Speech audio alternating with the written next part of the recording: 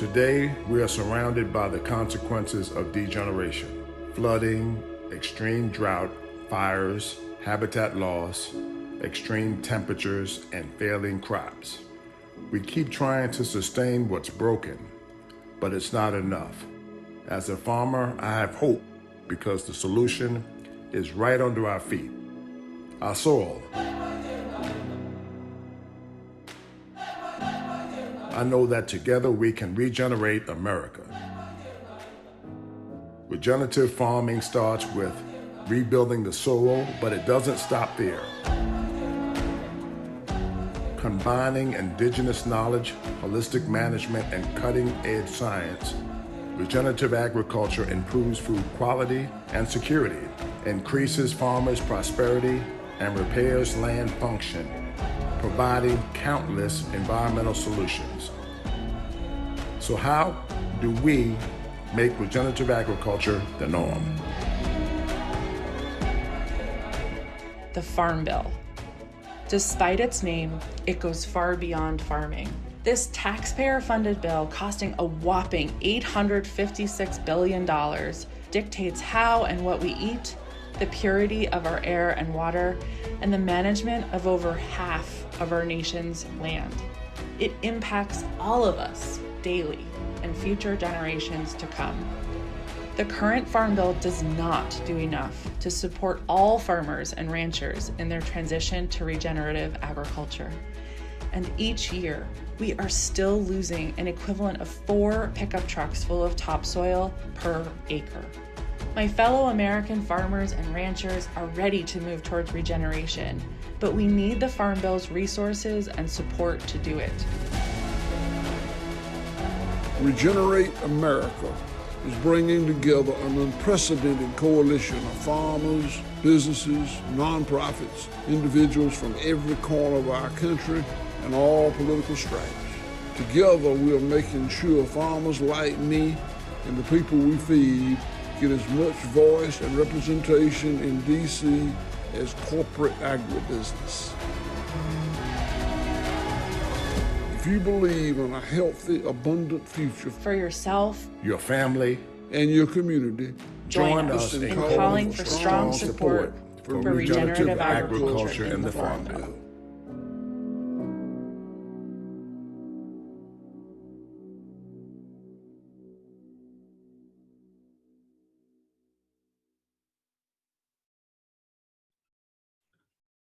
Good evening, everyone, and welcome to the discussion focused on soil and water. I'm Nosheen Majid, a microbiologist by training, a Sierra Club a volunteer, and a member of the Manitou Creek Watershed Alliance. Today, we want to focus on conservation programs in the Farm Bill, why we environmentalists care about it, what it is, what conservation incentives are offered to farmers under the Farm Bill, and also the state agriculture programs. So between 70 to 80% of water is used for farming, and the impact of all the chemical use that are being used are having an enormous impact on watersheds, rivers, lakes, and seas. People living in lakes and rivers, as well as coastlines in all 50 states, face harmful algal blooms, also known as HABs. And these HABs, they produce extremely dangerous toxins that can sicken or even kill people and animals. They also create dead zones in the water, as we see in Gulf of Mexico. They raise treatment costs for drinking water and also hurt industries that depend on clean recreational water. Water usage exceeds the regenerative capacity of aquifers and rivers, as we are already seeing that is visible around the country. Communities see that their water and wells are drying out because groundwater is being depleted for livestock and irrigation and to irrigate crops. But so like basically like the groundwater is being depleted faster than it can replenish. And because our farmers are the first line of defense to shift into regenerative forms of farming to restore soil back to health, we want to focus on regenerative forms of farming. And to add on to that, I just wanted to say, like, for every 1% of carbon matter or organic matter added to soil, it can hold an additional 20,000 gallons of water per acre. Healthy soil requires lower levels of fertilizers, and also natural defense against pests. So Klaus Mager is a member of the Sierra Club Food and Agriculture Grassroots Network, and he's going to moderate this discussion with an amazing panel. Klaus, please take it from here, starting with an introduction of the panel. Yeah, thank you, Nosheen, and welcome everyone to this discussion here. Our panel today is Kevin Green and Paul Overby, both are farmers. Grant Hammer is the Executive Director of the Association of Illinois Soil and Water Conservation Districts. We have Wendy Miller from the USDA Farm Services.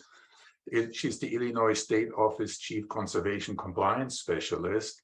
And Mary Podol from USDA Natural Resources Conservation Services. She's the State Conservationist for North Dakota. So we'll start today with introductions and an overview of the federal and state conservation programs that are in place and how they are organized. Then we thought that Paul and Kevin, our farmers, are going to describe a hypothetical new form that we just acquired with neglected and completely depleted soils to help us understand what is a regenerative transition. How do you repair soil and water back to health in a depleted farm? How does that work? So we will then turn back to our panel to ask which of the conservation programs can be applied to assist with both advice and funding. We also have a team fielding your feedback and questions in the Q&A. We're using the chat for the panel. So please upvote questions you see and want answered. You know, if you see a question that is one that you're interested in, vote it up, makes it easier for us to respond. So let's go ahead and start with introductions and overview. And maybe we'll start with Kevin. Can you please tell us about your farm and the types of crops you're growing, how many acres you manage, and so on? Let's go ahead, Kevin. Okay, well, good afternoon. Thank you for allowing me to be here. I'm a member of the Prairie Group of the Illinois Sierra Club. Our family farm is a 640-acre centennial farm established by my great-grandfather in 1891 and located near Champaign, Illinois. Our farm is situated on a watershed divide. Half of our water goes to the Ohio River, and the other half goes to the Illinois River, both of which end up in the Mississippi. In our township, just north of our farm, is an area where the glaciers stop. There's a terminal moraine, an entirely different world from where we farm down here on the prairie. And then just south of us is where the small tributaries of all the rivers begin. On our farm, annually, we plant 200 acres of corn, 200 acres of soybeans, rotate them every year. We have about 200 acres enrolled in the 10-year Conservation Reserve Program, specifically pollinator habitat. And we have 40 acres of trees enrolled in the Illinois Forestry Development Program. Looking back, I first became aware of the need for conservation practices during the 1980s and 90s. At that time, fence lines and tree rows were disappearing rapidly. Fields were plowed in the fall and were tilled numerous times in the spring in preparation of a seed bed. I remember one hot, dry, windy spring morning, I noticed a dark band on the western horizon. And I watched as it appeared to be getting larger and closer. And it was then that I realized it was a huge wall of windblown dirt, reminiscent of the Dust Bowl days. I couldn't believe it. It was just filling the sky. So that's the point where we began our journey on implementing conservation practices, such as reduced tillage, conservation tillage, mulch tillage, and now no-till. And that's when we also started enrolling in the Conservation Reserve Program. So practices we're currently using on our farm include no-till, cover crops, split nitrogen application, soil and tissue testing, controlled water table management. We planted windbreaks and waterways, and we're developing wildlife habitat. So in summary, that's our farm. Thank you. Hey, thank you, Kevin. Okay, Paul, can you come out next? Thank you, everyone. It's great to be here and share the time together with you. I've asked for a few slides that I put together to be shown because my wife and I are, Diane and I are in our 30th year of farming in the Northern Great Plains near Wolford, North Dakota, north central North Dakota. And we raise some crops that you might not be familiar with. We raise canola, field peas, spring wheat, oats, flax, sunflowers, and sometimes soybeans. And we grow all of those in a rotation to provide diversity to our soil and to our farm management. Next slide, please. We adopted no-till farming in 2005. And since 2006, we also manage all of our fields by subdividing them into smaller zones, nutrient management zones for variable rate application. Cover crops have been kind of a challenge for us in the Northern Great Plains. And a few years ago, I led a project on behalf of the Northern Plains RC&D Council that was funded by USDA and NRCS to explore how we can better plant cover crops in our area and make them a part of our system. Yesterday, we had a tour on our farm looking at some of our regenerative practices that we do, including cover crops that were interseeded into wheat, similar to what you see here. We've also added buffer strips around many of our wetlands that we use for hayland and sometimes just for wildlife benefit. We've been working on intercropping peas and oats and sunflowers and pollinators, as well as other types of crops. And we're enrolled in the General Mills Regenerative Ag Program for the last 3 or 4 years. We have some of our land is pasture and hayland. We rotationally graze all of our pasture land. Some of the hayland is on low productivity soils. And so we put those to better use by hay, and sometimes we put them into CRP.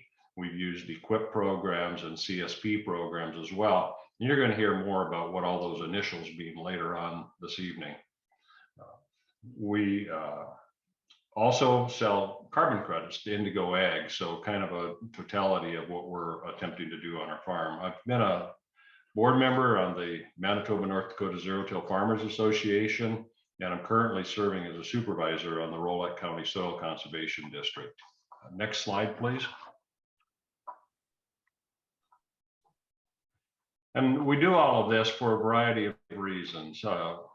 Paramount is soil health, getting the roots and the soil built up to sustain life and restore the capacity of the soil back to what it was on the prairies before it was ever broken up. And then along with that, provides the quality of water. We've been maintaining our wetlands, improving our wetlands. We like to see all the wildlife that we raise that we've been blessed with, and we've been working on programs to increase the pollinators that we have on our farm. Diane and I take pretty seriously our responsibility as stewards to take care of the land that we've been blessed to take care of. Thank you for joining us. Thank you, Paul. Thank you, appreciate it. So now let's turn to our panel representing federal and state conservation programs. And Mary, can we bring you up first? And let's go ahead and start with introduction and overview. We have your PowerPoint keyed up here. Thank you, Klaus. The Natural Resource Conservation Service, a part of the United States Department of Agriculture, has a long history of helping people help the land. The conservation accomplishments in the United States, however, would not be possible without our conservation partners, such as those you're going to meet tonight, and our farmers and ranchers. Good evening, everyone. My name is Mary Podall. I serve as the state conservationist for USDA and NRCS, Natural Resources Conservation Service, here in North Dakota.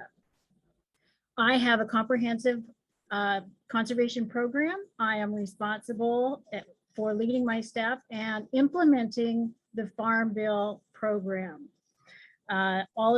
Particularly the conservation title that we're going to talk about this evening.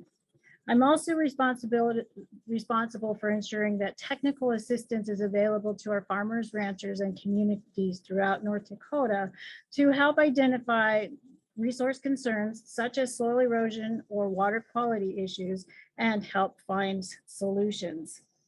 I'm looking forward to discussing tonight and networking with the farmers and the others on the line tonight. Next slide, please. So today we are going to focus on what's in the toolbox to help with water management, with soil erosion, and basically sustaining and improving our natural resources. And in particular, I've been asked to talk about the Farm Bill, what it is, and who implements that, and a little bit about the programs that can help our farmers and ranchers. So the Farm Bill, since 1933, every 4 or 5 years, tells us it's the law that gives us our national priorities for all of the things that you see in this pie chart, from nutrition, which includes ample and adequate, healthy, and safe food, to helping our farmers and ranchers with insurance and commodity programs, and several other things that include agriculture research. And tonight we're going to talk about that 7% conservation. It is for everybody. Everybody eats. We want to keep fair and reasonable prices for our consumers, and we want our farmers to be able to also make a living. So the conservation title contains the programs that encourage farmers to voluntarily implement resource conserving practices on private lands. And you're going to hear from Paul and Kevin tonight about some of the things that they are already doing. The nature of the land, the landscape, is important to all citizens. It means healthy soil, clean water, and the Farm Bill helps us do this. However, it's not just the feds. While USDA, NRCS, and other Department of Ag agencies are given the authority and responsibility, conservation is truly a locally led effort. Next slide, please. There is a core of agencies and groups that help deliver the Farm Bill and deliver stewardship and conservation. Many of these are represented today on this webinar. In 1930, Hugh Hammond Bennett, a leader for telling the country's leaders that soil erosion was a problem, he also knew that the government or people, our farmers and ranchers and communities, would not like the government telling them what to do. Imagine that. I don't think that's changed much today. The dream of having federal support needs local buy-in, and that's where, as you see from this slide, it's the United States Department of Agriculture with Rural Development, Natural Resource Conservation Service, Farm Service Agency, just being 3, but it also includes state agencies, the state conservation. Every state has some type of conservation entity at the state level. There's a conservation association that helps the local boards of soil and water conservation districts, of which you heard Paul is a board member for his. And another member of that core partnership around in 1962 was Resource Conservation and Development, which really focuses on communities and what the natural resource concerns are within a community. Next slide, please. So in addition to federal agencies, state agencies, local soil and water conservation districts, conservation is a locally led effort that has a partnership need for everyone. There are groups such as Pheasants Forever, Sierra Club, Ducks Unlimited, Audubon. I can't even begin to name all of them that are part of the delivery of Farm Bill. Next slide, please. So some of the programs in the Farm Bill are the Conservation Reserve Program, which you will hear more about from Wendy, the Conservation Stewardship Program, the Environmental Quality Incentive Program, Farmland Protection, regional conservation partnership program, which I am going to come back to at the very end of my presentation. We have easements to protect wetlands. We have watershed programs, and we have water bank. Now, all of those have their acronyms, and we tend to use them: CSP, CRP, FRP. So as we talk with you today, we are probably going to slip and use an acronym. And we like to blame that on the government. But ever since Pooh and Tigger said, ta-ta for now, and it became TT and FN, acronyms are just a thing. So I'd like to point out to you at the bottom of this slide, and you will be able to get a recording of this after we are done tonight. There is a place that you can go to actually see these acronyms and a whole lot more. But the bottom line for our farmers, ranchers, and communities, to understand these Farm Bill programs and how they can be used is really quite simple. Next slide. And that's visiting your local conservationist. We have offices in over 3,000 counties and units in the United States and territories.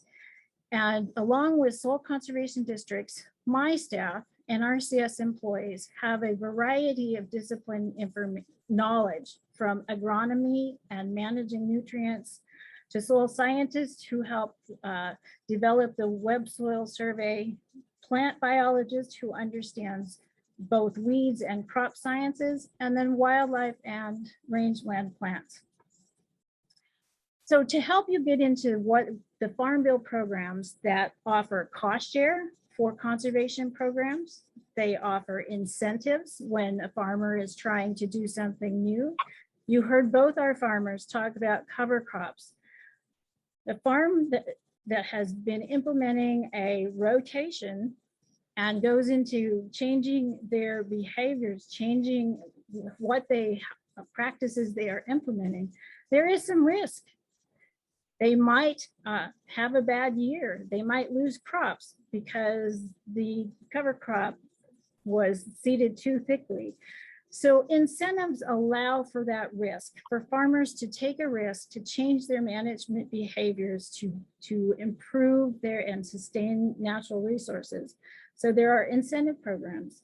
And then there are programs such as CRP, Conservation Reserve Program, that allow to put certain marginal cropland aside for 10 years to allow the soil health to develop.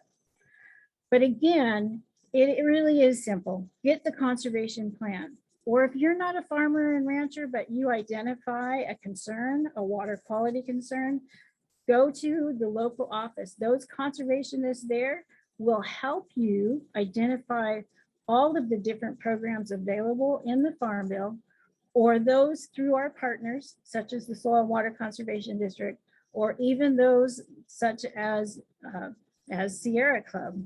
They'll be able to help you write that plan and point you in the right direction for cost share and technical assistance.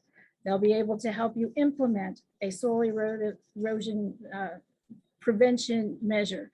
They will prescribe to you a grass planting or a rotation for soil organic matter and improvement and so forth. Next slide, please.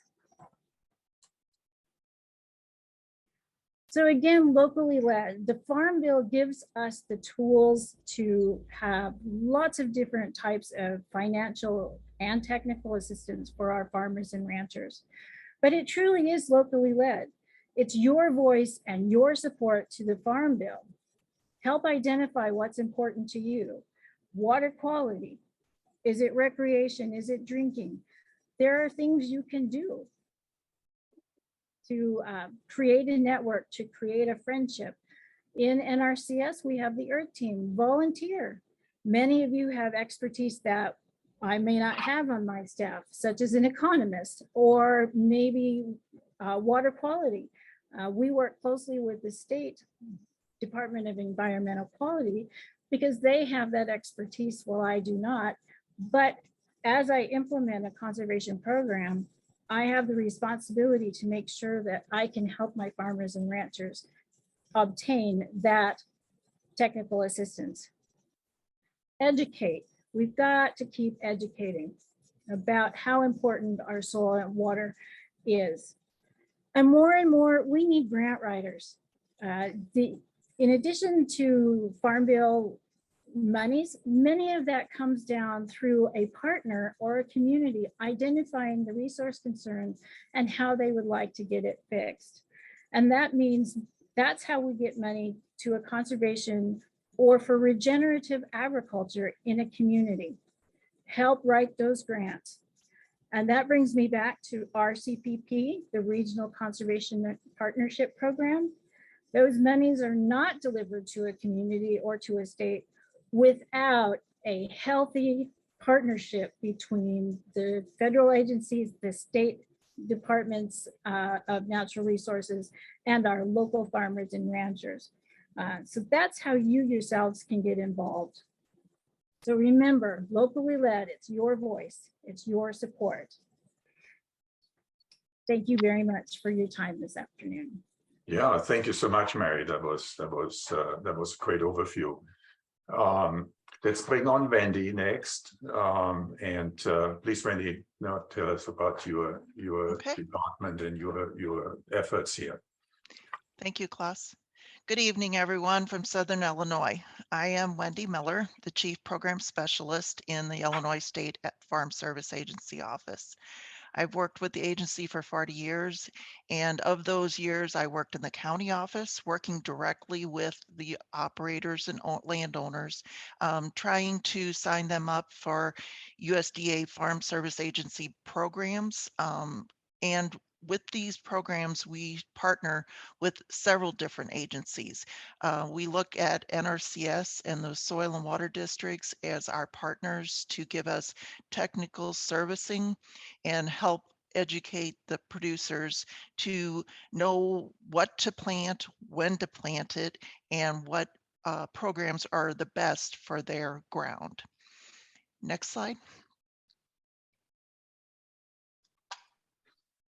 So the several different programs that we have are consisted under the Conservation Reserve Program that we administer, we provide the funds to, but we always lean to the NRCS offices and the soil and water districts to help us make sure that we implement the practices in the correct manner. Of our core programs, we have the General and Continuous Conservation Reserve Program. We have the Conservation Reserve Grasslands Program, the Conservation Reserve Enhancement Program, and I'll get into that a little bit because that's a little bit more specific. The Clean Lakes, Estuaries, and Rivers 30 program, and the Forestry Management Incentive Program. Besides these, there are several more programs, but these are the highlights of the Conservation Reserve programs that we offer. Next slide. So to go into detail a little bit, the general sign up for the Conservation Reserve Program is a yearly program, and it provides yearly rental payments for farmers who maintain conservation acres for contracts from 10 or 15 years.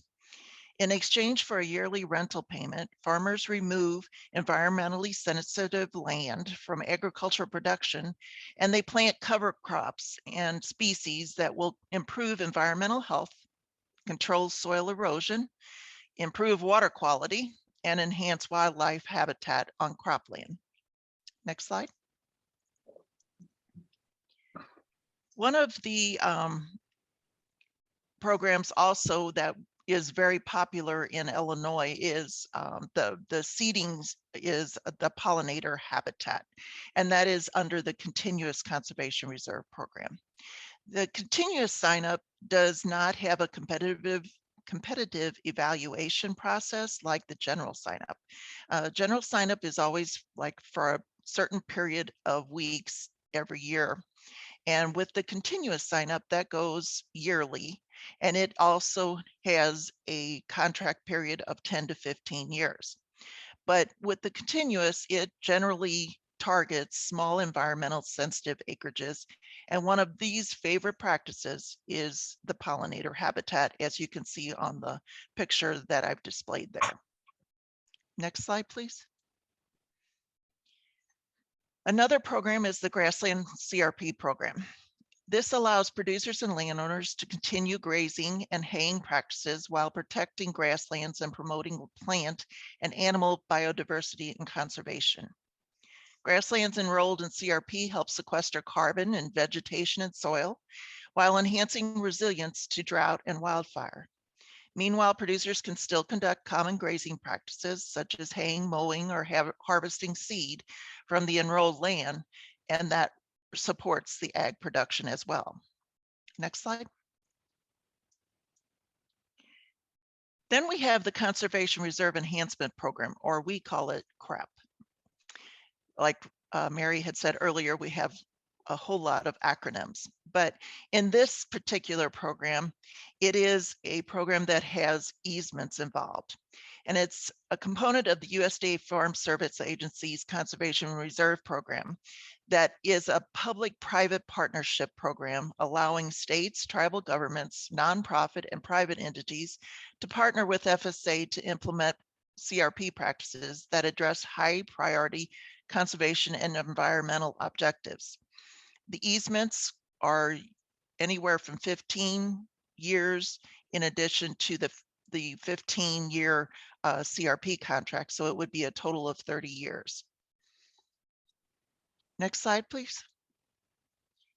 Then we have the CRP Clear 30, and that stands for Clean Lakes, Estuaries, and Rivers, and that is for a 30-year contract. That's hence why we have the Clear 30. It provides long-term water quality benefits by authorizing FSA to re-enroll small targeted environmentally sensitive acreage into a 30-year contract. Next slide. And lastly, we have the Forest Management Incentive Program. This provides, under the 2018 Farm Bill, financial assistance to CRP participants with existing tree covers to engage in management activities that improve forest resource condition and promote forest management and enhance wildlife habitat. There are additional programs that we have, and those will be provided in your PowerPoint handout that will be sent to you.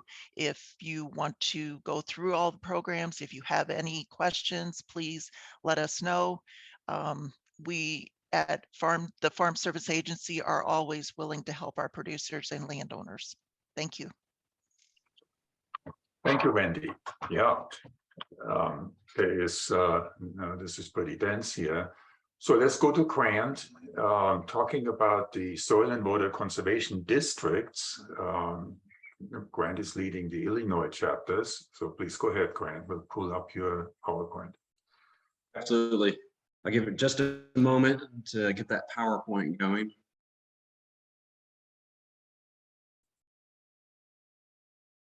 All right, there we go. Good evening. My name is Grant Hammer. I'm the Executive Director of the Association of Illinois Soil and Water Conservation Districts. I'm going to tell you a little bit about the role of soil and water conservation districts and kind of the scheme of things. And realizing not everyone's from Illinois, I've got a couple slides on Illinois programs, and I'll just touch on those briefly. Can we go to the next slide, please?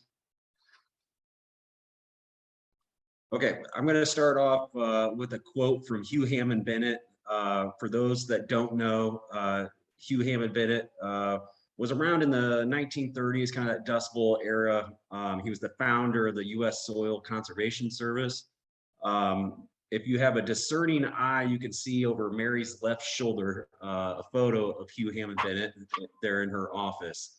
But Hugh says, from every conceivable angle, economic, social, cultural, public health, natural defense, the conservation of natural resources is an objective on which all should agree. I just really like that quote, and I use it often. Can we go to the next slide, please? So just to kick things off, I'm going to give you a little bit of background on soil and water conservation districts. I do want to pause for a second. As Mary noted, there are conservation districts in every state, all 50 states, all across the country. In Illinois, we call them soil and water conservation districts. Other states, we just call them conservation districts. Soil and water conservation districts work to protect Illinois' greatest assets, the rich, fertile soils and water resources of the state through strategic conservation efforts. We support the mantra, clean water, healthy soil. Next slide, please. SWCDs have for decades overplayed a central role in efforts to sustain the viability of Illinois' natural resources for future generations by working with agriculture and environmental stakeholders alike. We've got a 75+ year track record of getting conservation on the ground on privately owned lands. I like to jokingly refer to us as the Switzerland of the conservation world. We work with the ag industry, we work with the environmental industry, and with the intent of getting conservation accomplished. Next slide, please. Just some more background to understand what Soil and Water Conservation District is. It is a unit of local government. They're here in Illinois. They're non-taxing, non-regulatory, volunteer-led units of local government. Our directors across Illinois serve unpaid, and what they do at the most base level is they help set local conservation policies within the counties that they reside. Next slide, please. In Illinois and in general across the country, conservation districts support voluntary, locally led strategies that further the adoption of conservation practices. And we believe a strong research, information, and education program is key to a long-term voluntary conservation effort. Next slide, please.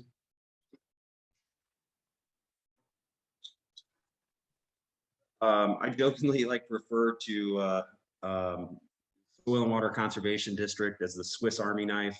We're considered the multi-purpose tool in the toolbox for the delivery of state and federal conservation programs in Illinois. Next slide. This network of SWCDs represent local infrastructure for the delivery of state and federal conservation programs in Illinois. SWCDs with a presence in every county are go-to for program delivery. You know, that's one of the strengths of the Soil and Water Conservation District.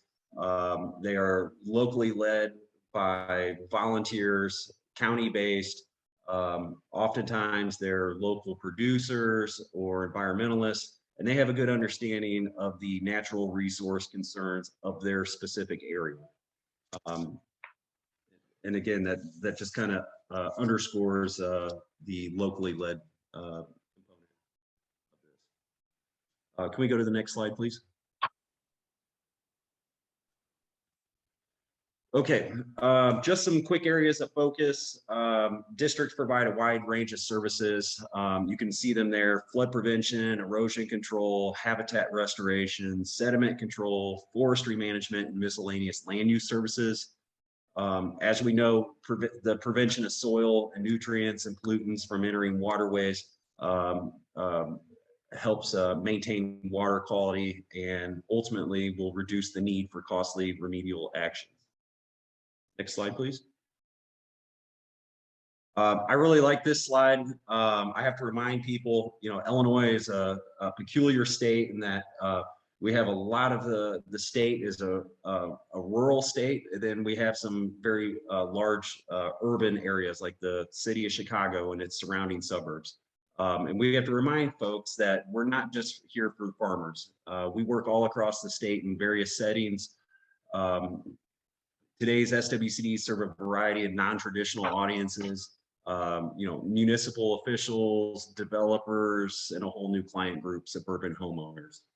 All those different groups combined have an impact on water quality, and we attempt to work with everyone.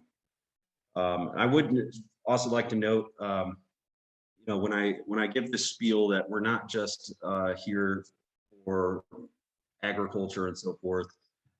If you look at the soil and water conservation districts across the state of Illinois. If I'm talking to a suburban lawmaker, just outside of the city of Chicago, I'm going to remind that person that the districts in his area may be working to prevent pollutants and an excess of water entering a water system due to new construction, whereas in the most southern portion of the state, the Soil and Water Conservation District might be serving a traditional clientele like producers and so forth, but they may be doing more forestry type programs. So it's not just for farmers. Next slide, please. Okay, I'm going to touch on just a couple programs here. The main program is the Partners for Conservation program. Again, another acronym, it's PFC. But the Partners for Conservation program is a long-term state-supported initiative to protect natural resources and enhance outdoor recreational opportunities in Illinois. The program implements strategies for maintaining the viability of Illinois soil and water resources into the 21st century and beyond. This was kind of a landmark program here in Illinois. It was first introduced in the early 1990s. Don't quote me, I want to say 1991. It was a $100 million effort. It was a bipartisan effort. And since that time has had great success. Next slide, please. Okay, so you're wondering what the Partners for Conservation program funds. It provides funding for conservation practices. The Conservation Practices Cost Share Program, the Stream Bank Stabilization and Restoration Program, and the Soil and Water Conservation District Grant Program, in which Illinois conservation districts receive their funding.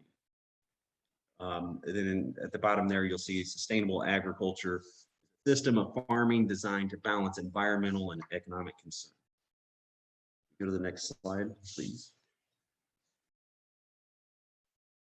Okay, this next slide are just some of the eligible practices under the conservation, the Partners for Conservation Cost Share Program. Sorry, it can be a mouthful at times. Conservation practices such as terraces, filter strips, grass waterways, and other practices, all aimed at reducing soil loss, are eligible for this program. How it works is that the Illinois Department of Agriculture distributes the funding for this program to Illinois soil and water conservation districts, which then, with their local knowledge of issues, helps to set priorities and fund those projects. Don't quote me, I can't remember off the top of my head right now where that cost share amount is, but this program will fund anywhere between 60 to 70% of the cost of a specific project. And I was pleased to hear that, I can't remember if it was Paul or Kevin, one of them touched on a few of these different practices on their own farms. Next slide, please. Another important program is the Stream Bank Stabilization and Restoration Program. As we know, stream bank erosion decreases the depth and holding capacity of lakes and reservoirs and reduces stream channel capacity, which increases the likelihood of flooding. And as we know, excessive flooding degrades water quality and damages fish and wildlife habitat. Next slide, please.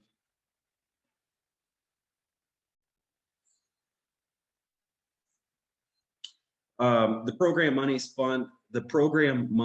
fund demonstration projects that provide cost share assistance to landowners with severely eroding stream banks. This is very similar to the previous cost share program that I mentioned as well. So essentially, a landowner, a producer, whomever can come and apply for funding to mitigate some severe erosion. Next slide, please. Okay, fun part. Why are SWCs important? SWCDs implement strategies that reduce the potential for costly flooding and protect water quality by controlling erosion and sedimentation. SWCDs help make Illinois more resilient to changing weather and climate. As we know, weather is becoming wetter and more severe. Next slide, please. Why it matters. Data trends suggest that Illinois is becoming more precipitous, which creates more erosion, which in turn diminishes water quality. Illinois SWCDs are working to build resilience to more erratic, precipitous, and severe weather, as well as longer periods of drought in between. And I don't know if you've seen the news lately, but St. Louis is not very far from my home. It's about an hour and a half, and they're experiencing some pretty devastating flooding right now. It's sad to see. Next slide, please. I think Mary touched on this, or perhaps it was Wendy, but one of the items I want to touch on just briefly is a major policy question here in Illinois and in the Midwest, the Mississippi River watershed, and that's nutrient loss or nutrient leaching. Here in Illinois, our state efforts to reduce nutrient loss from urban and rural sources is called the nutrient loss reduction strategy. And it guides state efforts to improve water quality at home and downstream by reducing nitrogen and phosphorus levels in our lakes, streams, and rivers. As I'm sure this group knows, every farm ditch, every sewer, every gutter, all flows into something, which flows into something else, which flows into something else. And then here in the Mississippi River watershed, most of that empties into the Mississippi River and washes downstream. Next slide, please. This is just a quick image of the impacts downstream. The Gulf of Mexico dead zone is primarily caused by nutrient runoff from urban and rural areas throughout the Mississippi River watershed. Astoundingly, the 2021 Gulf of Mexico dead zone is approximately 6,334 square miles, or equivalent to more than 4 million acres of habitat.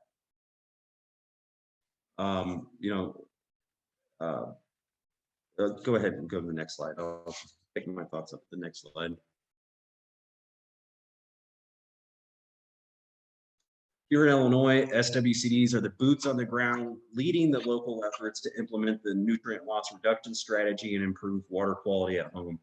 Nutrient runoff poses threats to public health, harms aquatic wildlife, and diminishes recreational opportunities such as fishing, boating, and swimming. I always like to joke, it's imperative to protect the water quality. There's for numerous reasons. One economic reason is that's a heck of a lot less 6-packs and Slim Jims sold at the lake in the summertime. If you can't swim, if you can't boat, if you can't fish and recreate, that's an issue here. That wraps it up for me. I hope this was insightful for you, and I'll look forward to questions later.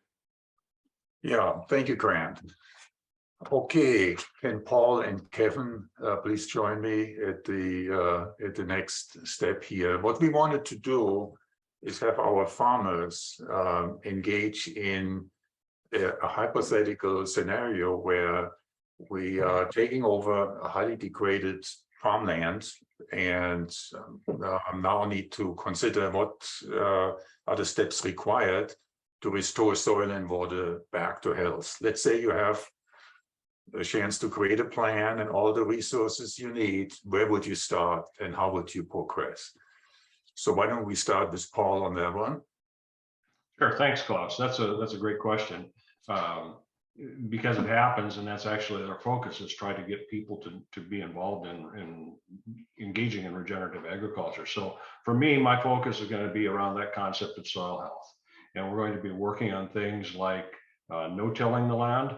We're going to want to get started with cover crops right away on it, probably similar to what I do, try to make sure there's a lot of crops in the rotation so that we're using a diversity. We would also want to look at maybe zoning that field out so we know what resource areas, depending upon how big the land is, might need special attention. We can manage the nutrients like nitrogen application better by zoning out the field. We could identify areas that are low productivity, similar to what we've done on our own farm, where we've enrolled those into CRP or put some other buffering, used other programs to put them into permanent vegetation like grasslands instead of cropping them if they're not going to be profitable. And we could look at perhaps there might be some areas that would even be appropriate for tree production or things like that. And what I would look for out of that is by putting that together in 3 to 5 years or so, we should start seeing the soil improve so that we can get better water retention. We'll get nutrient cycling going on in the soil.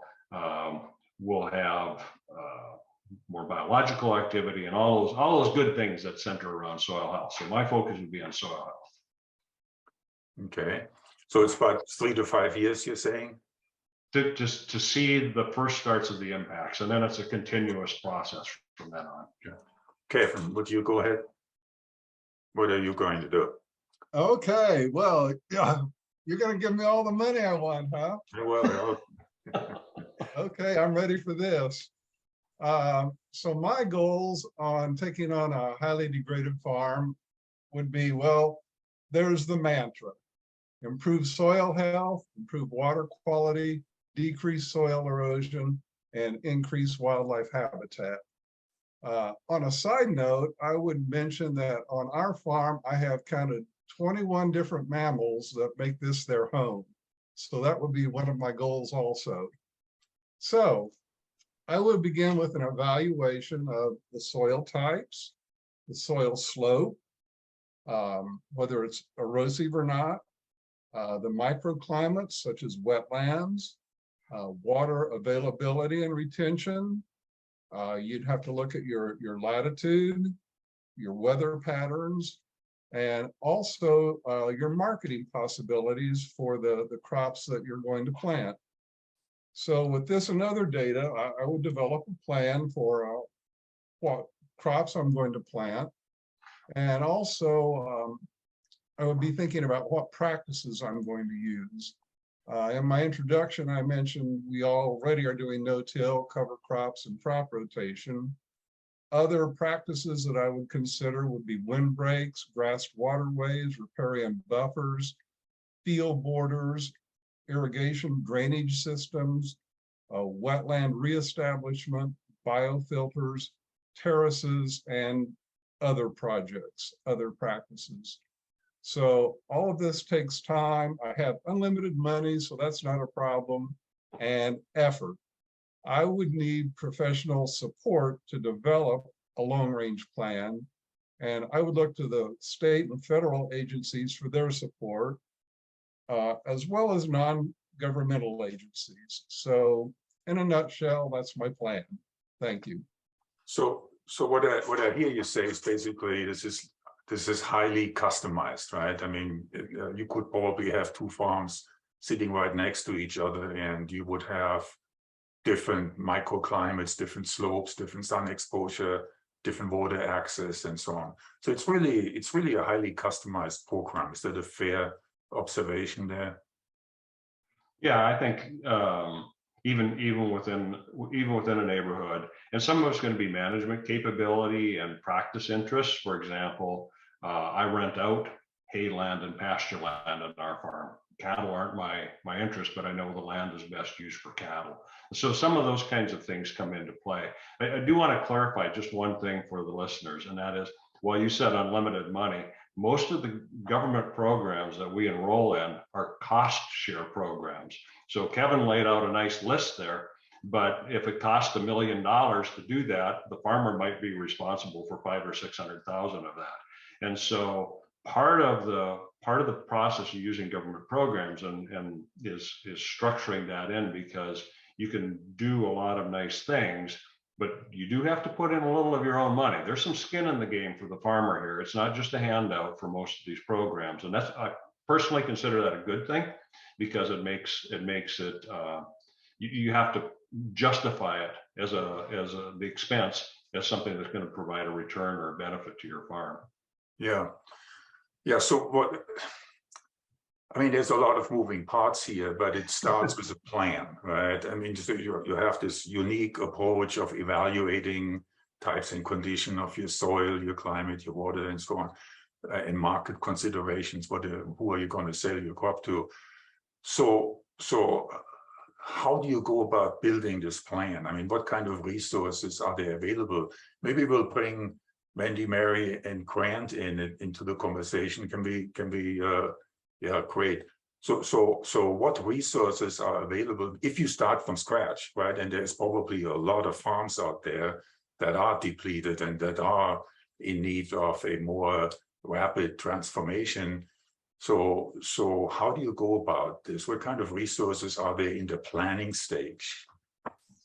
I'll get started. So this is my favorite part of the job, and that's conservation planning. Is we pull that soil survey out, the ecological sites descriptions, land use capabilities, where the risks are for nutrient loss, where your groundwater is, what issues you might have in your nearby water systems, and then what you, the farmer and ranchers' interests are and objectives. Like Paul said, a lot of it has to do with the type of community you're in, but neighbor to neighbor, you might have a neighbor that likes the cattle and wants to see a lot of grassland, and then you've got the rotation of lots of different crops, and sometimes you have the whole thing. So it starts with that plan. It really is a lot of data of what's available to somebody who's got this brand new piece of land. And I like to look at the soils. The soils tells me a lot. And then I can use that to help you as a planner. And whether it's me or whether it's from the soil and water conservation districts, we have a lot of conservationists out there that kind of understand that 9-step conservation plan.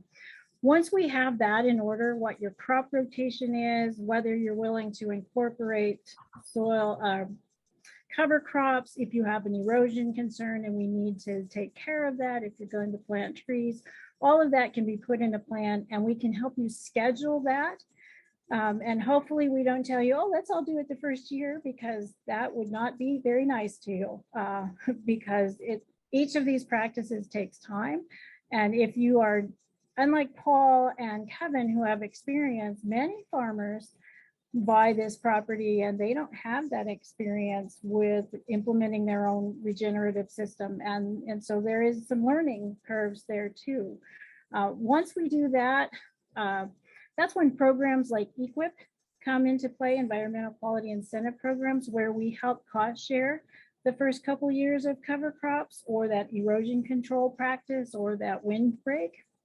And then what we like to do over time is, as you get those practices that help you manage implemented, such as livestock pipelines, if you need watering systems for range, for cattle rotations, once those get in place and you start managing well, then there's something called conservation stewardship program, which helps those producers that are really doing the best of the best to go a little bit farther.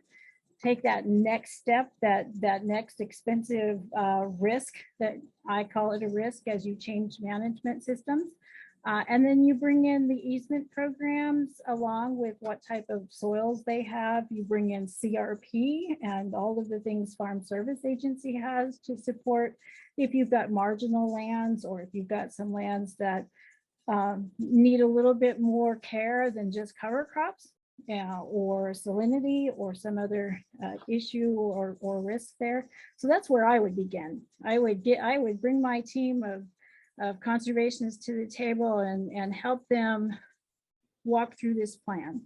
Yeah, thank you, Mary. And then Wendy, put them in touch with Grant and Wendy. Yeah, Wendy, do you have some Yes. comments? Yeah, go ahead. And to kind of go off of what Mary just explained, the payments that we issue a lot of times are determined based upon the soils types and the erodibility index of the property that you're working with. So if we usually, most of our programs will take the 3 predominant soil types of the area that you're talking about, for it, if it's an area of a waterway, or if it's a pollinator habitat, depending on the size of the acreage. And then we do the 3 predominant soil types of that area and come up with the average soil rental rate. Those rates are determined from the National Statistics Service over a long period of time and are issued to each state every year in each sign up. Okay, we're running a tight schedule because I'd like to also bring in some Q&A, but Grant, you have some comments to add as well. You're muted. Dang it, I'm that person who forgot to unmute. No, I would just add, you know, conservation is accomplished in a cooperative fashion. The soil and water conservation districts work very closely with their NRCS and FSA counterparts.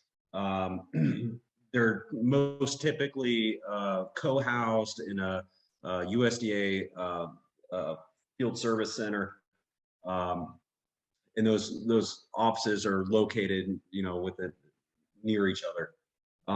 That said, you know, someone seeking assistance or information about a program could walk into one of those service centers, you know, make a left to go to the soil and water office, make a right to go to the NRCS office, and go straight to go to FSA. Each one of those folks that staff those offices work, you know, again, cooperatively. The soil and water office typically employs a resource conservationist, and that's somebody with some technical experience that can, you know, advise in a more technical sense on the, you know, parameters of a certain project. NRCS also employs a district conservationist as well. And those two collaborate to find a program that fits the person who's interested. Okay.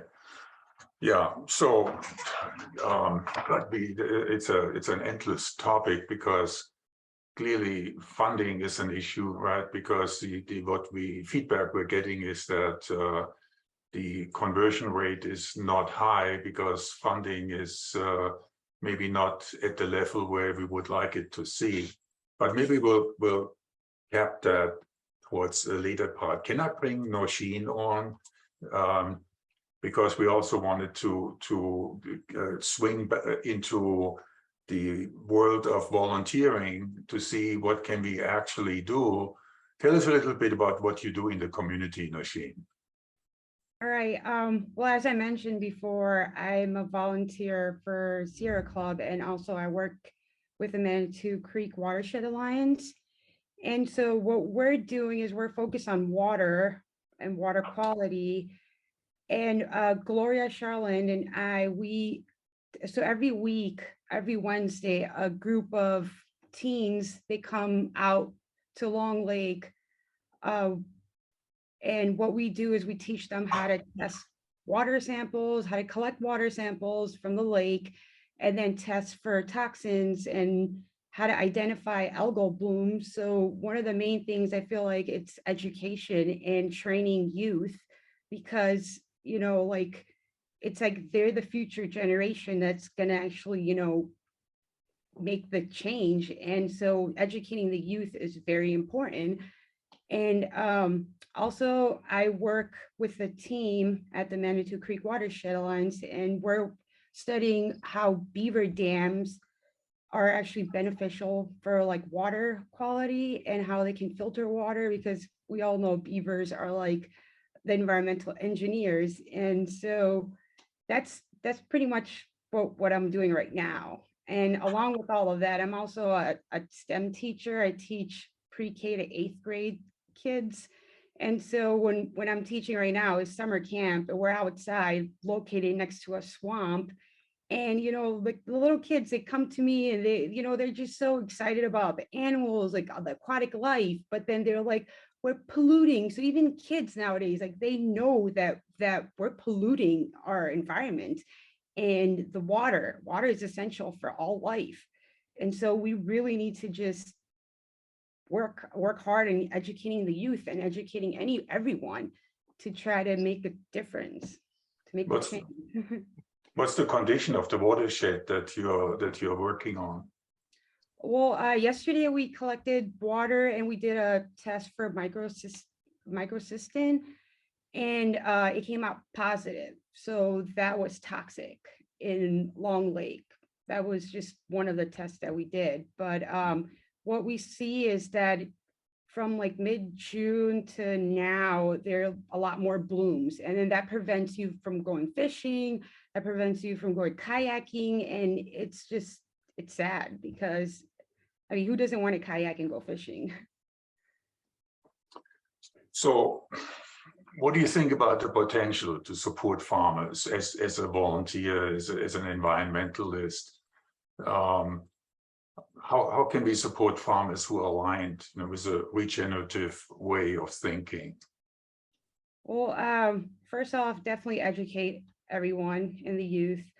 And also, because we're all in this together, we all humans and like other animals, everything, we all need water. We need, clean soil to grow food and stuff. So that's pretty much what we should do, is support all these farmers that are going to shift to regenerative farming. And they're really going to try and bring soil health back to like healthy soil and healthy environment.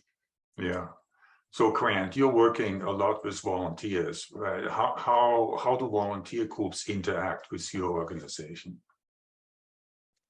Again, going back to the theme of conservation is achieved in a cooperative fashion. My state association and my member districts alike both work cooperatively with different various NGOs, and funding for conservation has, for the most part, been pretty scarce here in Illinois for a long time now. And as a result, you have to form partnerships and work collaboratively with other organizations to get things done. And that's done both at the state level and the local level, both. Paul and Kevin, what is your experience working with the agencies from a ease of interacting to availability of funding? Well, on our farm, I work very closely with the federal USDA, FSA, and NRCS agencies, as well as our county SWCD. Like Grant said, you walk in the door and they're all there at the same desk. So it's very easy to work with them. We also work with our State Department of Ag and our State Department of Natural Resources.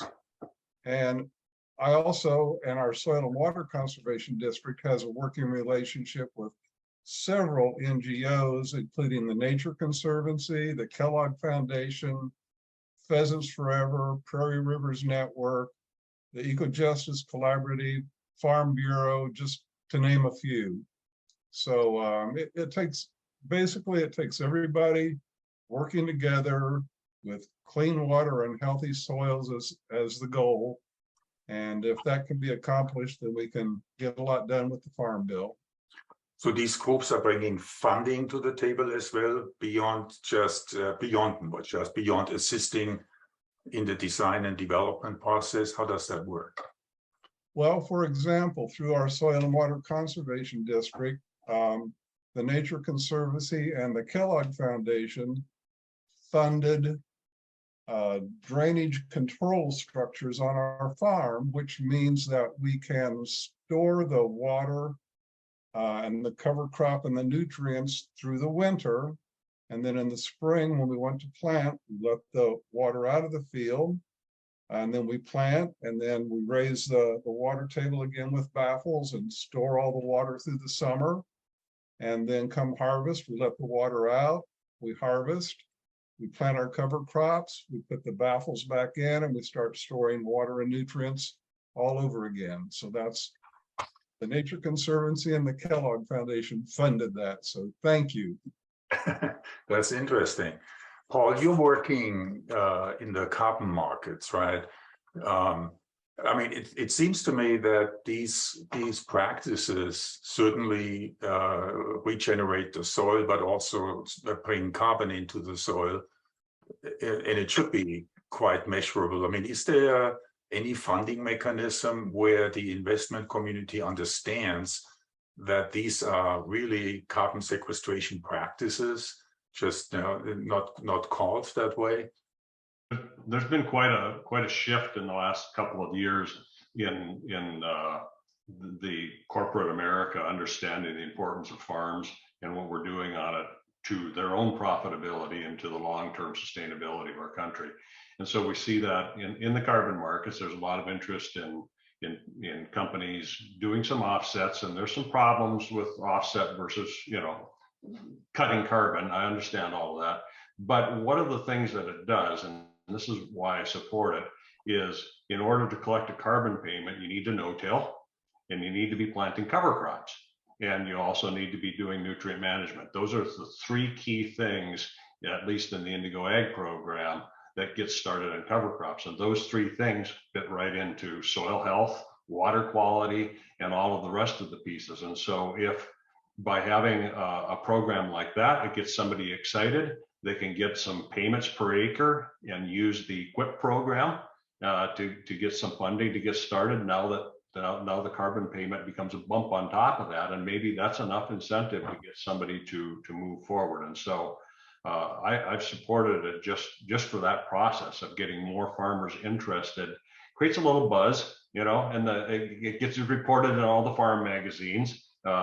Not everything NRCS does or other USDA agencies do get written up in successful farming all the time, but this whole carbon thing has been in all the farm journals for a while, and that's the kind of stuff that finally penetrates the farmer psyche, is that other farmers are doing it, and so they want to be a part of it too. Yeah. Paul and I were in a previous panel discussion that I moderated focused on the Eco and Climate Solutions Act. And we discussed the need for farmers to get money up front because it takes time to see the benefits of shifting into regenerative practices. By the time you get a premium for your crop, or you're reducing your chemical inputs and so on, you become more profitable, but it takes maybe 3 to 5 years. So that goes beyond our discussion today, but it just seems to be really worthwhile exploring that further, because to me, here's an existing infrastructure. There's over 3,000 locations working inside the community. But anyway, we're deviating. I could just add in real quick, Klaus, so just the rest of the part. On our tour yesterday, we had 2 major corporate companies involved in the food chain who came into our regenerative tour yesterday, and both of them are working on how they can work with regenerative farmers to bring our products into their food system. So it's starting to happen, and they're doing that at a premium for the farm. That's a good thing. And one very important part is the engagement of the general public demanding these kinds of products, obviously. So do you have this demand and generally, you hear that there is a great lack of regeneratively grown products in the marketplace. So to shift into this transition seems to be the right thing to do. So can we go to our team for Q&A? What kind of questions do we have that we should get into? Who is going to start? Anne, is that you? Yes, thanks, Klaus. So we have some questions that have been upvoted, so I'll start there. From Donald, regenerative agriculture practices are a cost-effective, natural solution to solving the climate crisis. The fastest solution for farmers to help is using cover crops and no-till. How can we help the USDA to get the Agriculture House and Senate committee members to provide more incentive to farmers and ranchers to implement regenerative ag practices in the 2023 Farm Bill? Good. Funding. Yeah, I mean, that was bound to come up. Yeah, I mean, one reason why we're doing this here is to inform and educate, right? Because I mean, when you think about the Farm Bill, that's a monstrosity. There's so many moving parts inside the Farm Bill. So you can't just say, give us more money for the Farm Bill. So we have to be very specific. And the purpose of our conversation today was to point out the kinds of programs that are really highly specialized in assisting farmers, but they are maybe underfunded and under-resourced. You know? So who wants to pick up on that? Okay. I will add that in our county, concerning the CSP program and the EQIP program, of all those farmers that applied, basically only a third of them were approved for funding because the money ran out. So just those two programs specifically, if they were fully funded to the demand, would do a lot. That's all. Yeah, I'd agree. We run out of funding in North Dakota for those two programs as well. So when people are, if they're looking for words to use when they're talking with their Congress people, those two, EQIP and CSP, would be two that they could certainly tack into their memory and use. And as far as how to get involved doing that, many of the congressmen, particularly those on the Ag Committee, are holding hearings this summer because the Farm Bill process is already underway. And so if there's a hearing in their community, or maybe they got to drive 50 or 100 miles to get to one, they should show up, because there's usually, a lot of times it's kind of staged with panelists, but sometimes there's an opportunity to ask questions. And the other thing for organizations to do is contact that congressperson, whether it's senator or representative, ahead of time and say, can we be one of the people who are invited to speak at the meeting? And usually they'll have, 5, 10, 15, 20 people speak, and they're each allotted 3 to 5 minutes, but you have to be on the agenda ahead of time. You can't just show up. And so it would be good for organizations that are interested in the Farm Bill and supporting these conservation programs that aren't the traditional Corn Growers Association, Soybean Growers Association, to start showing up at Farm Bill hearings, because as Grant and others have pointed out, this is a bill for everybody. It's called the Farm Bill, but it's a bill for our entire country, and the taxpayers support us as farmers. And I for one, am incredibly indebted to the taxpayer support we've gotten through the years in the conservation programs. And that's part of my motivation. I want to give back. I want to do a good job, but people can get involved that way. They should. Yeah. Now, Grant, how are you doing? How are the conservation districts doing in general with staffing levels? I mean, I hear volunteers, but at the end of the day, people have to make a living, no matter how motivated they are. So how are the conservation districts equipped now with funding? So I'm going to give you an Illinois specific answer because that's my expertise.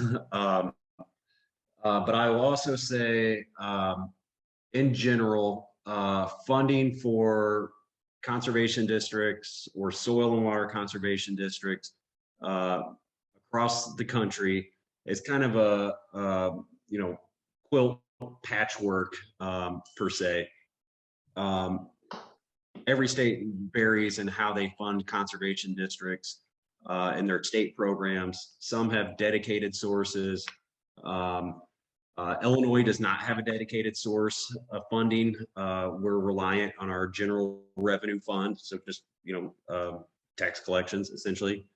And that funding has, for the last 10, 15, 20 years, has continually declined. Now, that said, my state association and a number of partner stakeholder type groups have put together a really good effort these past couple of years and made a very strong case to Illinois lawmakers. And we actually saw a nice boost in funding these past 2 years, which we're immensely thankful for and grateful for. And we'll use that funding, judiciously and wisely to get conservation accomplished. That said, capacity is an issue, staffing capacity and readiness. As the general public becomes more knowledgeable or aware of issues that ultimately stem from changing weather, changing climate. They're looking for answers. They're looking for solutions. And I think the future, you're going to see new programs and you're going to see more funding. And I always reiterate to people that it's great to fund the programs. There's certainly a need there, as I think Paul said. I mean, there's overrun for programs. There's not enough funding to go around, but you also have to fund the people that implement the programs, especially at the local level. Yeah, no, I mean, this is one key learning I had preparing for our discussion today, is that I wasn't aware, first of all, the history of the conservation districts founded by Roosevelt under the Dust Bowl era there in the 30s, responding to a national emergency. And I would almost argue we have a national emergency looking today at the condition of our soil and water. And so this seems to be the most logical tool, right? I mean, it's ready to scale, it's out there. Yes. I mean, there's nothing comparable that I'm aware of that could compete with this. And you have the capacity to integrate private enterprise, right? I mean, you could contract, for example, for specific services. And by doing that, provide guidance and direction and additional resources. So yeah, I think that is really worthwhile pursuing that conversation there. Yeah, I've said for a while, it truly is an exciting time to be in conservation. Conservation districts origins lie in the Great Dust Bowl era, where soils from the plains were blowing across the country, and people are eating dinner in New York City, and they can taste soil from North Dakota. Yeah. That was the country's first major ecological challenge. And I think we're entering a new era. There's a lot of interest in what conservation districts do. And I think the demand for services from the USDA, NRCS, and FSA and soil and water conservation districts is only going to continue to grow. We need to have the funding and the people in place to tackle the challenge. Great pitch. Okay. Another question? Sure. So we've got kind of a cluster of upvoted questions about CAFOs, concentrated animal feeding operations, if I have that right. And I am fortunate that our watershed doesn't have any. So I'm going to ask you a few questions, and maybe we can address this issue holistically. Are CAFOs the beneficiary of any of these programs? If so, which ones? Conservation practices are all well and good, but many of us feel that the environmental and watersheds can't support unchecked numbers of CAFOs, even if they were all to maximally implement voluntary conservation practices. CAFO size and density restrictions and moratoriums in impaired watersheds make sense. And finally, how can small and family farms compete against CAFOs, especially when they have an advantage over state legislators with campaign donations? So CAFOs is a huge topic, right? Because we're not just talking about CAFOs per se, but we would have to talk about meat markets in general, meat processing capacity, access to market, and so on. Lots and lots of issues. We are actually queuing up a discussion specifically focused on animal proteins, CAFOs and local meat markets and so on. So this is going to blow beyond the capacity of our conversation today, but Mary has her hand up, so go ahead. Thank you. Yes, I'm not going to get into meat markets because we're focusing on water. I will talk about CAFOs just a little bit, confined animal feeding operations. And EPA, along with the state, has the responsibility for regulating CAFOs of a certain size. And what NRCS and FSA and districts do is we help those people that choose to have confined animal feeding operations to meet a standard that's acceptable by the state government or federal government EPA regulations. And so there are some fundings. If I have, I cannot help somebody get into compliance if they are out of compliance with an EPA or a state law. But if they are moving towards a regulation, for example, when they back in 20 years ago, when they first EPA said we're really going to expect CAFOs to have plans, NRCS stepped up, we trained people, and we helped write plans that prevented water quality issues. We built a lot of big ponds, you might say, with aerators and so forth, all trying to reduce the risk to the local water. If those are not working, it really is a state and EPA issue for CAFOs. I'm not gonna, the producer, the landowner gets to choose how they make their business, and we will help them prevent the risk to the natural resource, if that helps. Yeah, it is a huge topic, and there's Paul, do you have Kevin? Do you guys have any comments on that? I really don't have any comments other than what Mary said. Yeah. Sorry, but I think we're coming back to this question in our next webinar because there are just too many moving parts, and we wouldn't do this justice. Now trying to answer this in 5 minutes. So sorry, but we'll definitely. It's high on our agenda to take a deep dive into this whole topic there and come back. I would say that one of the interesting things the livestock folks have gotten put into some mandatory funding levels from EQIP. And my personal opinion, which I'll be lobbying for, is that there needs to be some mandatory funding levels for soil health as a carve out. Yeah, that's very specific to it. And that would at least help create a focus. And we've talked about some of the key pieces of that, but putting that as a mandatory funding part. Yeah. Yeah, I mean, the Farm Bill is enormous, right? I mean, it's comparable to the Defense Bill. There's so many moving parts in there. And so we wanted to focus on the conservation programs at this point specifically. So it's somewhat narrow. I apologize for that, but we'll definitely get back to this. So do we have another question? Yes, thanks, Klaus. What would the panelists like to see in the new Farm Bill? Any new strategies, partners, or new measures of success? That's a great question.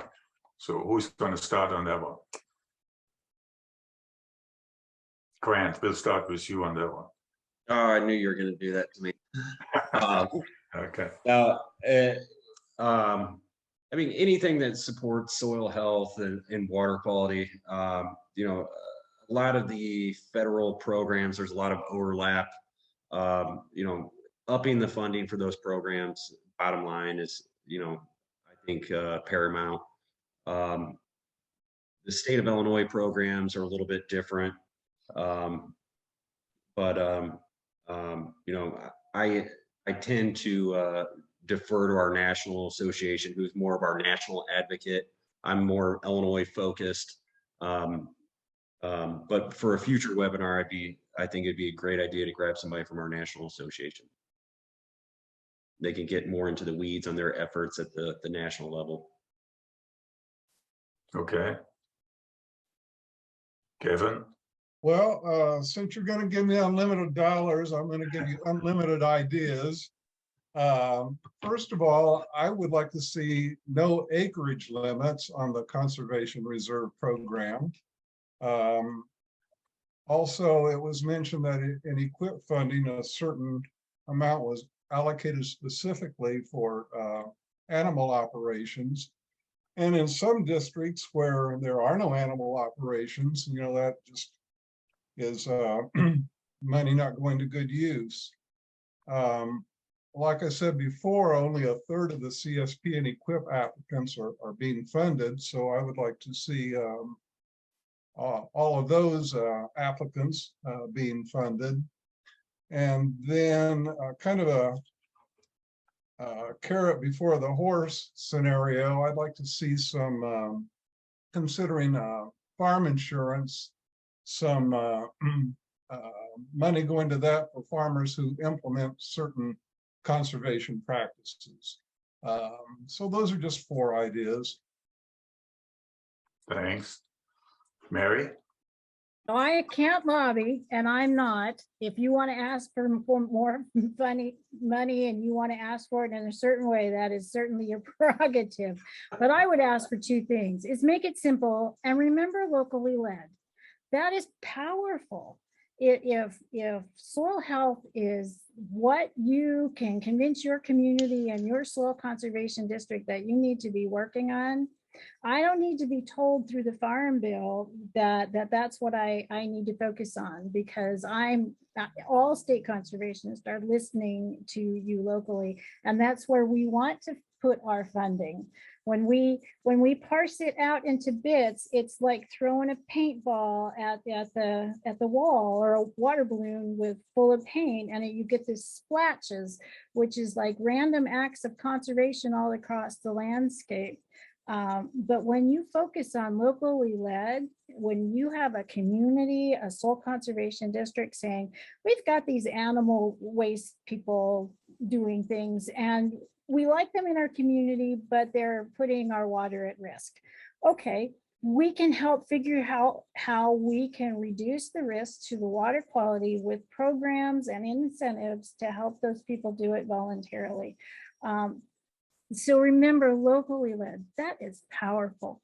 And then simplify. Paul, I would love to sit down over an adult beverage sometime and talk about how all these different fundings, how we split it for wildlife, we split it for this, but you give me the funds and you let my planners plan with the community about that local resource concern, whether it's water quality, soil health, air quality. That's where we need to focus the funding, because that's where we'll be successful. And there's a lot of money. When I started my career, we were a $900,000 agency. We are now well over 4 billion. And with all of the recent funding through some of the acts, there's money out there. And my ask would, let's focus it where the risk is, where the nutrient problems could be. So I'm done off my soapbox, because again, I'm not lobbying one way or the other. I love the Farm Bill. It tells me, and it has been very powerful. And I did notice a question that I will go ahead and answer. It talks about politics and a change of administration. And yes, the Farm Bill and every secretary, every chief for my agency affects me a little bit. But at the end of the day, this Farm Bill pretty much has a conservation title in it. And whether it's called EQIP or Great Plains, we've had conservation in it. And I don't anticipate that that's going to change too much, regardless of politics and who's in the administration, because everybody seems to care about natural resources in some sort of fashion. So hopefully I answered that question too. No, this is really good. I would just add that I would love to see a way to channel private investments or carbon offsets and investments of that sort into these groups as well. That just seems there is so much money chasing opportunities to do well, right? To do good, and that definitely is a wise way to invest. I would suggest. But Paul, you agreeing with me on that, I guess, right? Yeah, I did want to touch on a couple of things. It kind of follows along with Mary's locally led. I mentioned the cover crop project that we did in northeastern North Dakota. That was a resource concern, and it was made up of 10 conservation districts and our RC&D council. And then we brought in private partners as well. And so that was that RCPP program is a good one to create some local focus, involve districts, and bring some outside dollars. Pheasants Forever could get involved in something like that, or Ducks Unlimited, and any number of other groups. The other thing people should have their antennas up for, there's an act called the Sustains Act that's been proposed by a Republican member of the House Ag Committee. And that one is going to allow corporate funding, donations to be put into a fund and USDA to match them. And it follows along very similar to what the National Wildlife Foundation has, where corporations can donate to specific projects, or they could be not-for-profit. Sierra Club could be a donor as well. And by doing that, they could guide where the dollars, pick some targeted areas and prioritize them and focus on it. So there's some things out there that we can do. Definitely. We're totally out of time. Randy, go ahead. I just wanted to mention there was a couple of questions in regards to beginning farmers, undeserved farmers, and we do have several programs out there that are specifically targeted for those people, socially disadvantaged. So please reach out to your farm service agencies. There's plenty of funding there for those types of individuals, or reach out to me personally. Yeah, there are programs, and probably same issue that we need to know what these programs are, and then we can go ask for funding them. I think the whole point of lobbying for funding is that we need to be very specific what we're asking for. And so that may have been the missing link, which is the reason why we're doing these conversations here now, to educate ourselves on it. I see a question from John Rulak. John, I'm sorry, I think we're just flat out of time, but we will cover that question in our next discussion, I promise. So we're coming to an end here. And first of all, I want to thank our panel for really an informative discussion. Thank you so much for preparing. Thank you particularly for educating me, getting ready for this panel discussion to moderate it. I think we have to hardly scratch the surface here, so we'll have to continue. Thank you to Gloria and Ann from the Illinois chapter of the Sierra Club for organizing and hosting the event, for the amazing tech support we got from Pam and Lan, from the Illinois Eco Justice Collaborative, who volunteered to do the tech for us here, and to Lisa from the Natural Resources Conservation Service, who helped us so much with the panel selection. So thank you all for your participation. We'll be sending out the video shortly. Please stay in touch, and we will continue to raise topics related to the Farm Bill, as we go forward for the year. With that, thank you so much. Goodbye, everyone.